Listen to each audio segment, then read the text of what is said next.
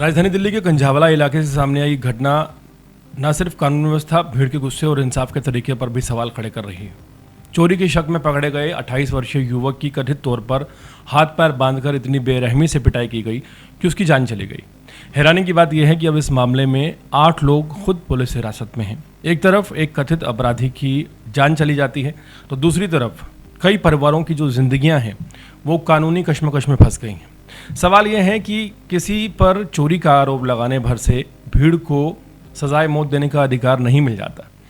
जब कानून साफ तौर पर यह कहता है कि सजा देने का हक सिर्फ अदालतों और संविधान को है, उस वक्त दिल्ली के कंझावला इलाके से सामने आई करण की मौत की घटना सिर्फ एक कथित चोरी या भीड़ के गुस्से की कहानी नहीं है, बल्कि ये उस खतरनाक मानसिकता की तस्वीर भी है जहां लोग कानून को अपने हाथ में लेने लगे हैं।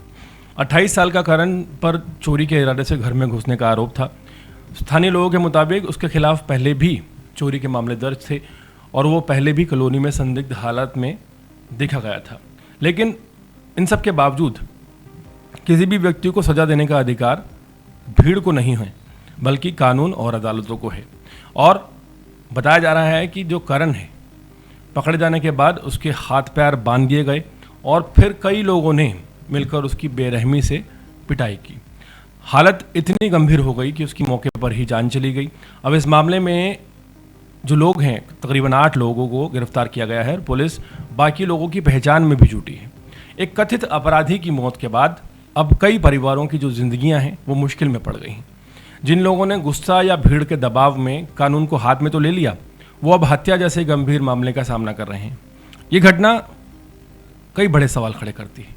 अगर किसी पर चोरी का शक था तो उसे पकड़कर पुलिस के हवाले किया जा सकता था, लेकिन भीड़ ने खुद ही फैसला सुनाया, खुद ही सजा दी और उसी दौरान एक शख्स की जान चली गई। कानून व्यवस्था वाले समाज में ये जो घटना है बेहद खतरनाक संकेत मानी जाती है, क्योंकि अगर हर व्यक्ति खुद ही अपराध तय करने लगे और खुद ही सजा देने लगे तो फिर ऐसे में अदालतों और कानून का जो अस्तित्व है वो लगभग खत्म हो जाएगा। इस घटना की गंभीरता इस बात से समझी जा सकती है कि पुलिस ने हत्या का मामला दर्ज कर लिया है। क्राइम टीम और एफएसएल ने मौके से सबूत जुटाए हैं, सीसीटीवी फुटेज खंगाले जा रहे हैं और हिरासत में लिए गए लोगों से पूछताछ भी की जा रही है। पुलिस ये भी जांच कर रही है कि पिटाई में कौन कौन ऐसे लोग थे जो शामिल थे और अब फरार हैं। समाज में अपराध को लेकर गुस्सा होना स्वाभाविक सी बात है।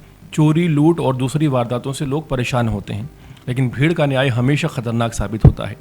कई बार गुस्से में लोग ये भूल जाते हैं कि एक पल का गुस्से वाला फैसला उनकी पूरी ज़िंदगी तबाह कर सकता है। आज इस घटना में एक युवक की मौत हो गई है, वहीं दूसरी तरफ 8 लोग हिरासत में हैं। उनके परिवार भी अब कानूनी लड़ाई और सामाजिक जो है इस द्वेष का सामना करेंगे। ये मामला सिर्फ कंझावला की घटना का नहीं है, बल्कि पूरे समाज के लिए एक बड़ी चेतावनी है।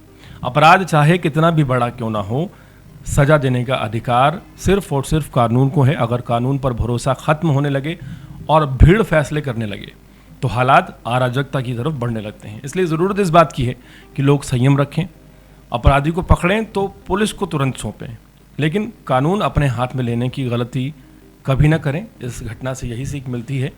अभी एक शख्स की जान जाने के बाद 8 लोग हिरासत में हैं और वो अब काफ़ी लंबे समय तक कानूनी दांवपेच में उलझे रहेंगे।